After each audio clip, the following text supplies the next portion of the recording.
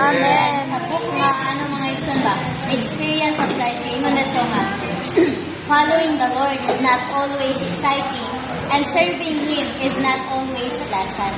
Munang sa training mga igsoon, ma-experience yun nato na mga igsoon.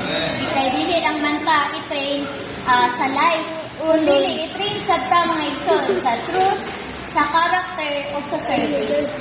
Ang book nga character mga igsoon, nag-ingon na ito nga, even though bisag puno ta sa kinabuhi mga igsoon, if ang atong karakter mga igsoon is not right, no, dili gud ta mahimong magamit sa atong Ginoo. Munang gidasig ta mga igsoon, no, isip mga batan-on nga mo training gud ta mga igsoon. Kaya ang training mga igsoon, usa na siya ka pagpugos mga igsoon, no, dili ka nang pagpugos nga pugson ka nga training yun ana. Kung dili mga igsoon, naara gyud na kung unsay gipabati sa Ginoo sa inyo. Training gyud ko jud. Mga igsoon, Kahit anong mangyari. sa training mga igsoon, daghan gid kag masinatian mga igsoon. Amen. No, enjoyment, even sufferings mga igsoon, imo nang masinatian nato mga igsoon. Manang sa training mga igsoon, no, dalon ka sa Ginoo sa kanang daghang mga kasinatian, kung dili asa imo siyang mabatunan, pagdugang ug mabatunan sab ka sa Ginoo pagdugang mga igsoon.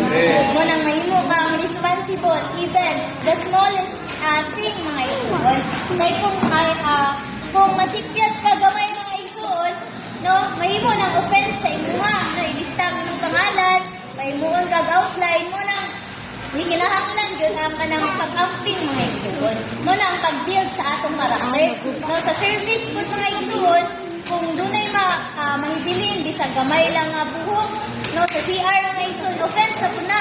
Mo na ang pag-training nato sa atong service. And sa life mga igsoon, so during the training, kanang gi-encourage gyud ang malagusa, mamaminaw gyud sa speaker mga igsoon, sa truth and sa life.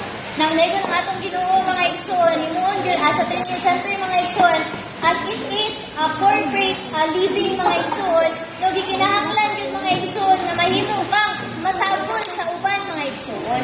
No, even though lisod para sa tuwa kay naman tay iya nga mga dispensita kanang Lord Jesus, mga karakter mga igsoon, kanang agingon gyud sa Ginoo pagbuak mga igsoon.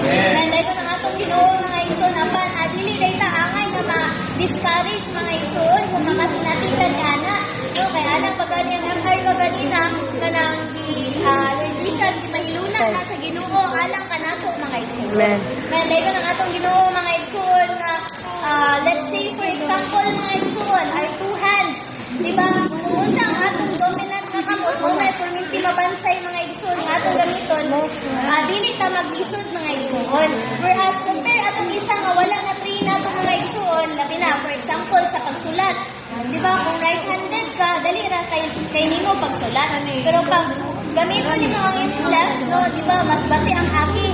Pero yun na ang kadalinan sa training mga igsoon. And ito na atong Ginoo mga igsoon, then dalon ka sa Ginoo nga makakita mga igsoon sa mga kahintang sa kaiglesahan mga igsoon. Na makaingon ka, madili yun sa yun. Sa mga lagad sa Ginoo apan, it is so, naay ka na sa sulod mga igsoon, pagpapulong nga, it is joy unspeakable and full of glory. Kaya dahil ka ng atong Ginoo mga igsoon nga, lugang yun tatam ka ng Lord Jesus. Magtarong sa itong pagskwela mga igsoon, aron sa maabot ang panahon na ihatag sa Ginoo ang atong ihatag sa Ginoo ang opportunity na makatraining na mga igsoon mo training yun ta mga igsoon. Dahil ka ng atong